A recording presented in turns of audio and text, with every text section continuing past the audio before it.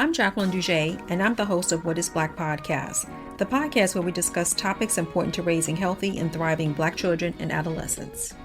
Welcome to this episode of What is Black podcast. Today, I'm so excited to be joined by St. Clair Derrick-Jules. St. Clair is a filmmaker, photographer, and the creator of Dear Khloe, a photojournalism book featuring photos and stories of Black women with natural hair. And on today's episode, we're going to get into more of a conversation with St. Clair about her book. So welcome, St. Clair. How are you doing today? Thank you. I'm great. How are you? I'm doing very well. So I gave a brief synopsis of the book, but I was wondering if you could tell us a little bit more about the book.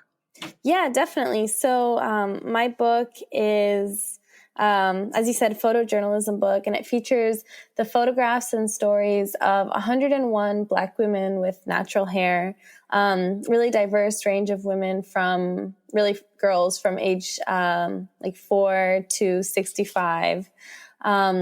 From all over the country.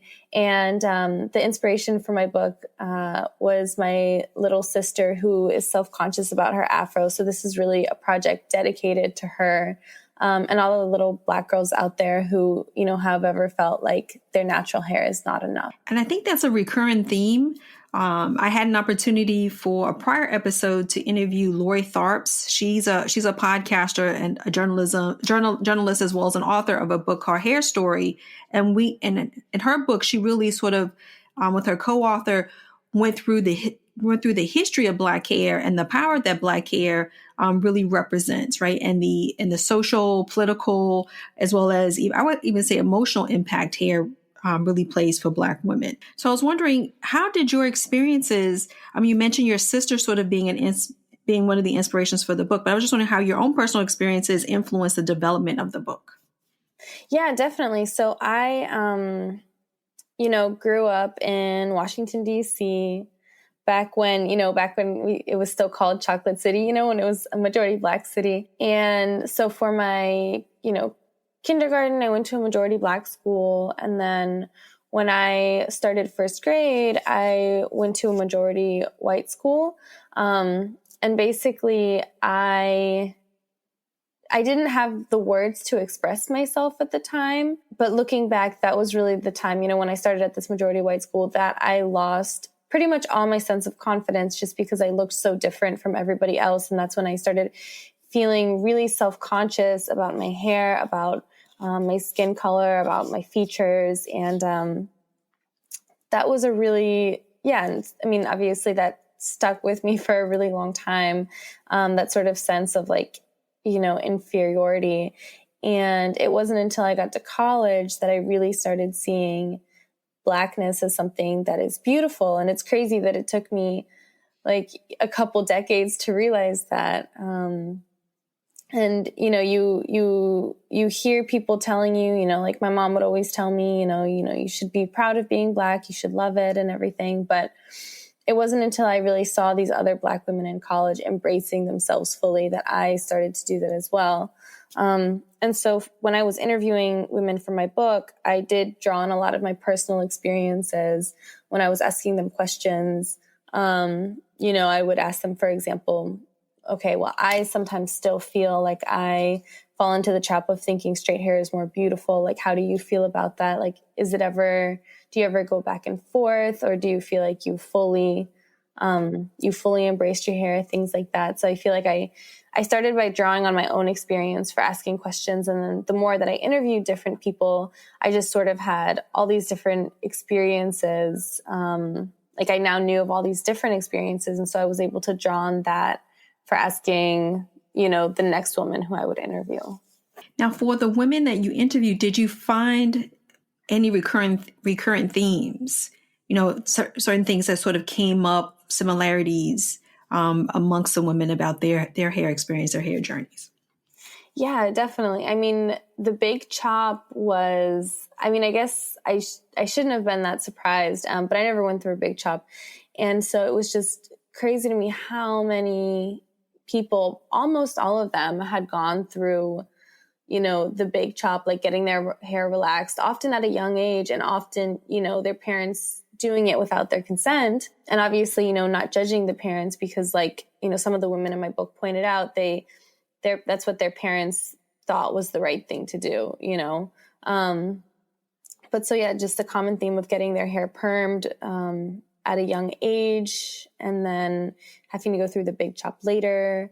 A lot of them really started embracing their hair like I did it when they got to college. There were, you know, people talked about even colorism. People talked about, I guess you could say, texturism, like different levels of privilege within the natural hair community. People talked about, you know, their relationship with their, with their mothers and support and or, you know, the rejection they faced from their family based on the status of their hair. There's a section of the book sort of dedicated to moms and daughters. So I wanted to like delve into that a little bit more. And I think one thing that I was really curious about is if moms had a different perspective now, you know, based on their hair journey and now how they interact with their girls, their daughters and their hair journey. Yeah, definitely. Like some of the women have told me, you know, that their moms have even gone natural now, you know, so they went from being one extreme of forcing their daughters to perm their hair. And now they're sort of at the other end coming full circle. Their daughters have helped them go natural as well. Like there's one woman in my book who, she's Afro-Dominican, and she decided at one point when she was, you know, still in school, she wanted to, you know, maybe try going natural, and her mom was completely against it. Her mom told her that it wouldn't be beautiful, that it wouldn't be manageable. And she literally forced the relaxing cream onto her daughter's scalp. And again, that's what her mother thought was the right thing to do. You know, she thought she was helping her daughter by doing that. And, you know, now she is, you know, the daughter is, so that this woman in my book is completely natural. You know, she's an adult now, and now she's actually working with her mom and helping her mom to transition to natural hair. And now her mom will wear also, you know, Afrocentric hairstyles like braids and stuff like that. So I think that's sort of an inspirational story. I definitely think that Black hair has a power to it. Mm-hmm. But I also feel like when you can actually see yourself reflected in a book, right? Because you have a diversity of women represented in your books. So I guess I may have already answered my question, but again, I'm always curious about the medium that an author or creator uses. And I was just wondering why a photojournalism book versus, since you're also a filmmaker, why not create a documentary? So I was just curious why that medium, a book versus, let's say, film. That's a really good question, and something I've wondered also. And when I started working on this project, I sort of had the idea of doing a documentary slash like a smaller photo book, but the main component would be a documentary. Because like you said, you know, I am primarily a filmmaker. And so I did record most of the women who I interviewed. You know, I did film them. So I have snippets of that, and I'll be putting out videos of that. But I think it turned more into just a photography project because I really want my sister, you know, and all Black women to have something that they can hold and look at and feel represented. And I don't know, I feel like with books, there's sort of like this raw feeling to it. Like you don't need technology, you don't need a screen, you know, you don't need to be hooked up to anything, you don't need to be looped in. It's just something physical that you can pick up, that you can touch, you can look at it. And then I was also inspired by Humans of New York. I don't know if you follow the page on Facebook, but it's this one man, and he posts pictures of, you know, New Yorkers and also people from around the world. And then he posts a snippet of his interview with them. And so it's really interesting because you see the picture of the person and then you read a little bit about them. And it's always fascinating because it just goes to show that you never know what people are going through. You never know what people's lives are like. And so I sort of like that idea for my book also, in terms of, you know, you can see a Black woman with natural hair, but you don't know what her hair story is. You know, you don't know why she went natural, because Black women go natural for so many different reasons. You don't know how challenging it was for her, like maybe some of the things she faced by going natural. how it's made her feel, things like that. And so, yeah, I guess, does that answer your question? Yeah, I think so. I mean, again, it's just a curiosity and a fascination that I have, because it's like when you're a creator and you have multiple ways to create content. I just always find it fascinating.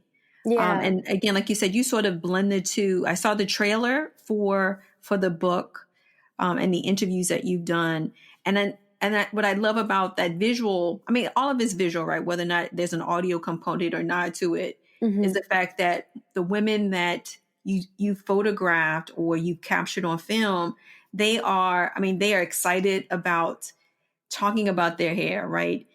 Even if the journey may have been a difficult journey, now that they're at the point of accepting their beauty, their hair, right? There's like this majesty to them. And that's what I love, right? But again, it's just interesting how, you use different forms to actually manifest that.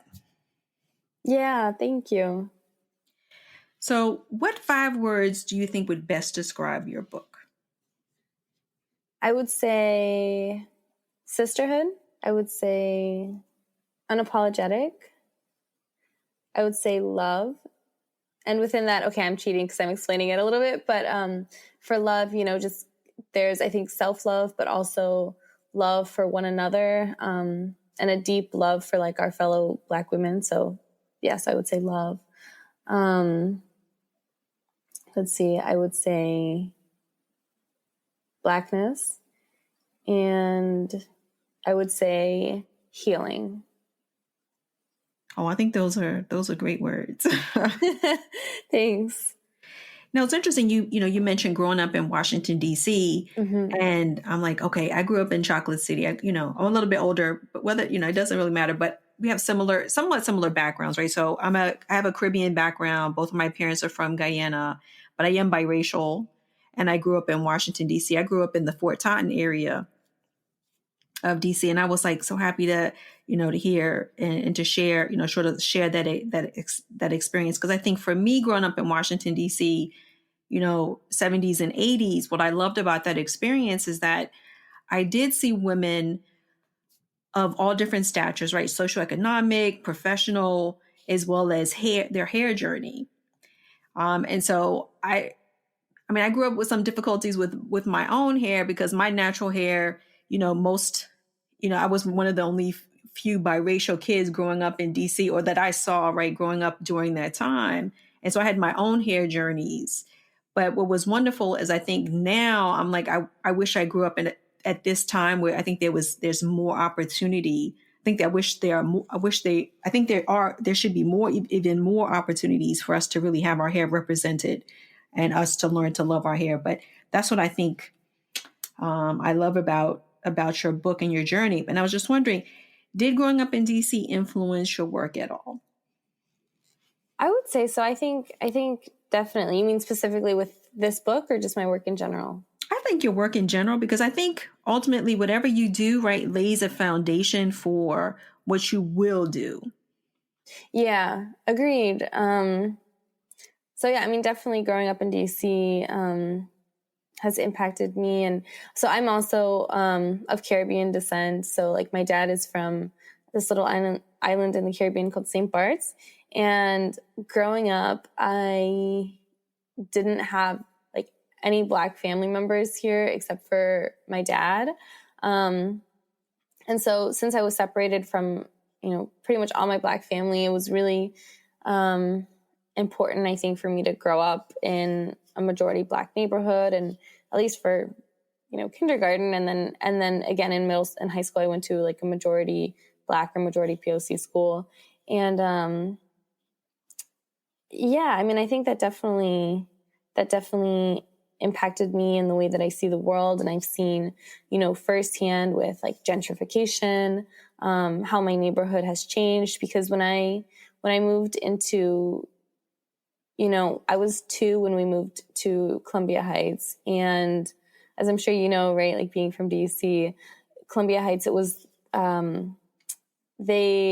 at the time, it was the most money they had ever put into a certain area of DC, like all at one time. And so right after we moved, they built the metro station and they put in the Target and everything. And like rent prices just completely blew up, and gentrification. I mean, we've lost so many of our community members, who've been priced out of DC now.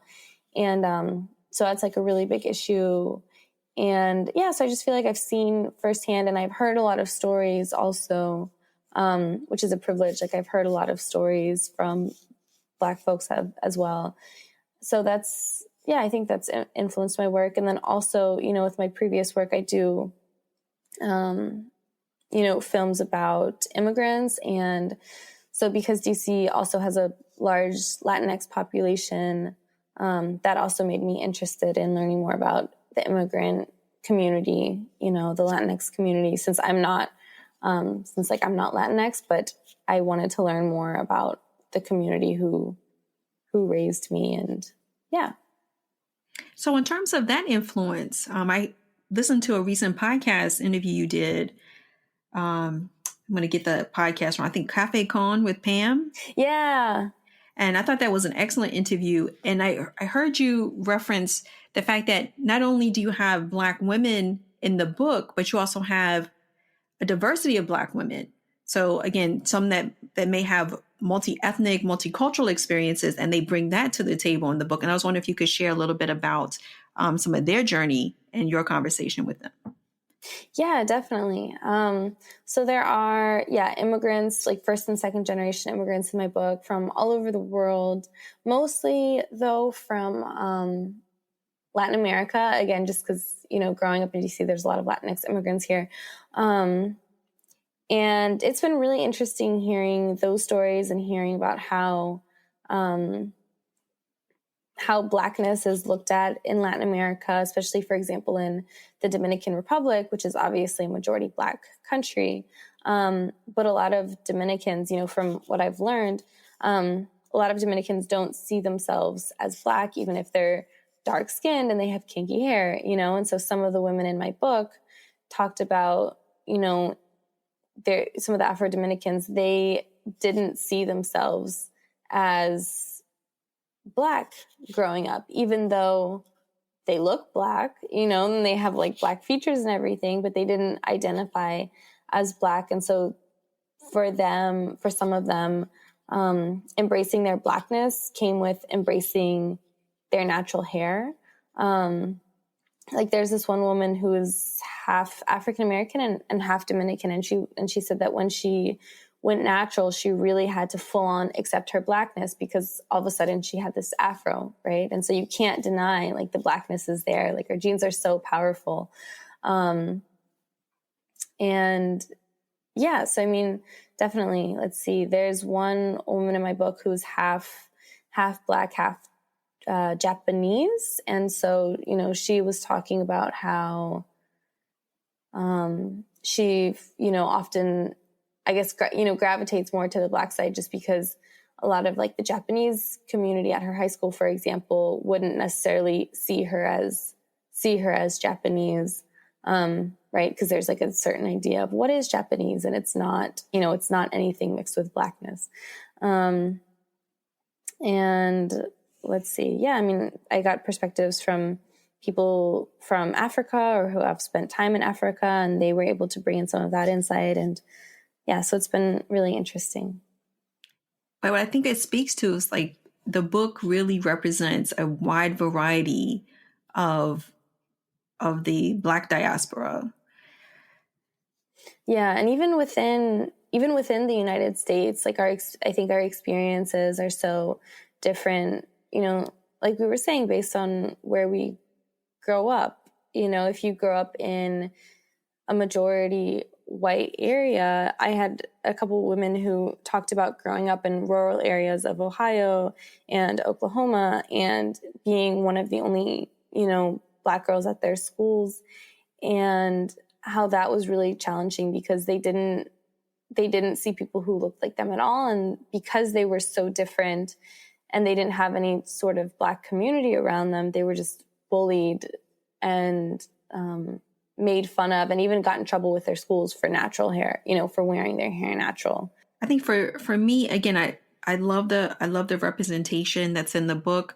I love the fact that natural hair is being celebrated now. Yeah, it really is a movement. I feel like I've been seeing so much news. I just heard that there's this art exhibit in Detroit that's showcasing natural hair. It's crazy. It's amazing. And half the states now are considering the Crown Act, and it's just good news everywhere, I feel. And I think again that speaks to like the politics of hair, right? How powerful it's gotten that now. Well, I think it's been powerful in terms of who had the power against us for our hair, and now hopefully with more states passing the Crown Act, that's an opportunity now for us to assume reset the balance of power so that our hair isn't used against us. Exactly. Yeah. So I wanted to talk a little bit about your little sister as being the inspiration for the book. I know she's fairly young, and if you could share like how old she is, but if she's even had any reactions to the idea of you even writing the book. Yeah, so she's 6 now, but when she started not liking her hair, she was 4. And yeah, so that obviously really upset me and everything. But I think that, I have told her a little bit about the book. So she actually lives in France with my dad and my stepmom and my other siblings. So I don't get to see her that often. But like through video chat, I'll share updates with her about my book. And I've shown her some of the pictures, and I've shown her, a couple of the trailers. And she was really excited about that, and just really excited at the idea of people knowing who she is. And, I have 2 other little siblings who are around her age, and both of them are also like really excited about the book. And so I think it makes my sister feel, it makes her feel special. And also, it's been really inspirational that some of the women I've taken photos of have just really gone above and beyond. I mean, even just taking time out of their schedules to let me photograph and interview them is, for that, I'm eternally grateful, because none of them had to do that, But there's this one woman in my book, for example, she and her little daughter, I photographed them, and then they were really touched by Khloe's hair story, and they went out and bought a bunch of hair jewelry for my sister. They got like little Eiffel Towers because she's French and all that stuff. And then another woman in my book painted this really beautiful portrait of my sister, really emphasizing her hair, her big afro. And so I think it's definitely making my sister feel special and seen and loved and validated. And my stepmom says that she is getting more comfortable with wearing her hair out in an afro now, as opposed to just, tied back in a ponytail. So I'm or in a puff, I guess. Awesome. So just a quick question. In your interview, your podcast interview, you mentioned your little brother. And so it got me thinking, any thoughts about doing a photograph book for young men? Yeah, I have thought about that. And I think that's so interesting, like the politics of natural hair and how it relates to men. And yeah, my dad, our dad had locks, and I know that definitely, he was definitely stereotyped for that. People would always ask him if he sold weed, and he's like, no, I've never smoked weed in my life, but because he had locks, they had the stereotypes associated with it.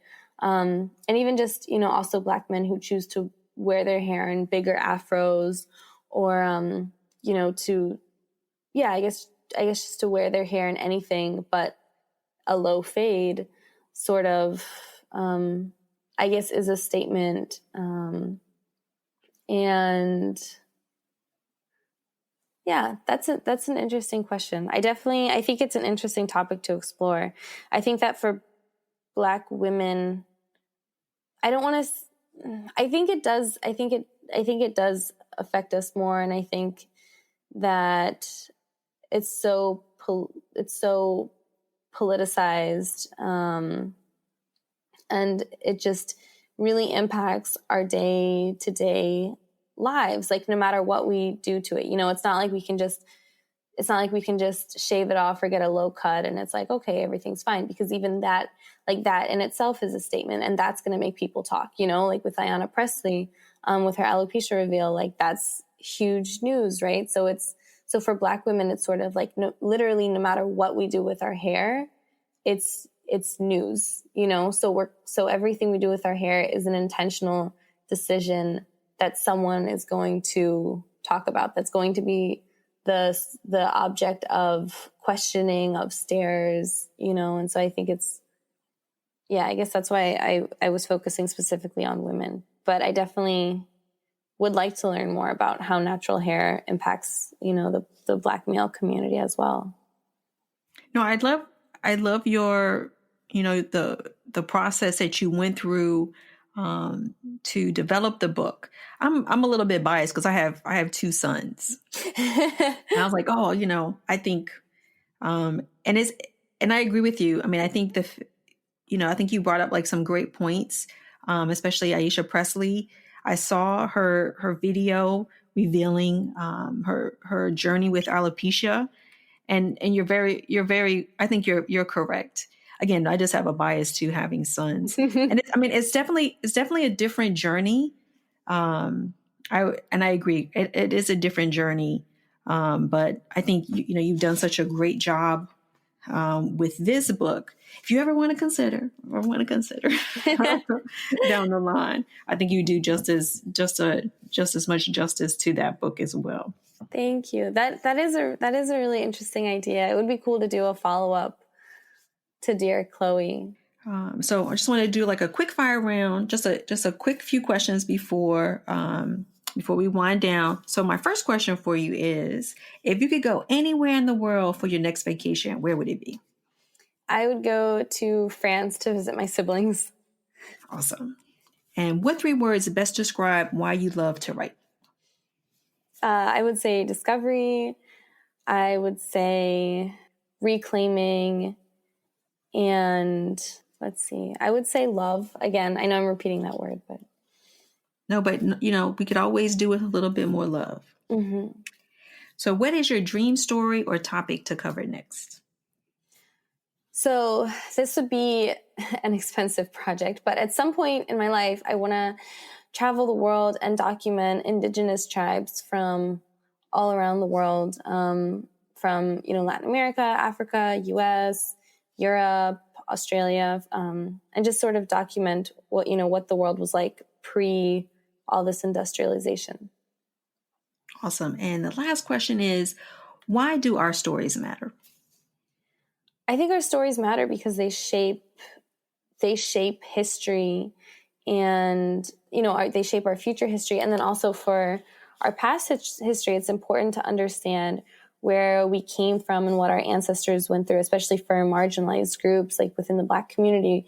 I think that learning about our ancestors gives us strength. Learning about everything that they went through allows us to recognize that we share their genes. And so that power, that strength is within ourselves as well.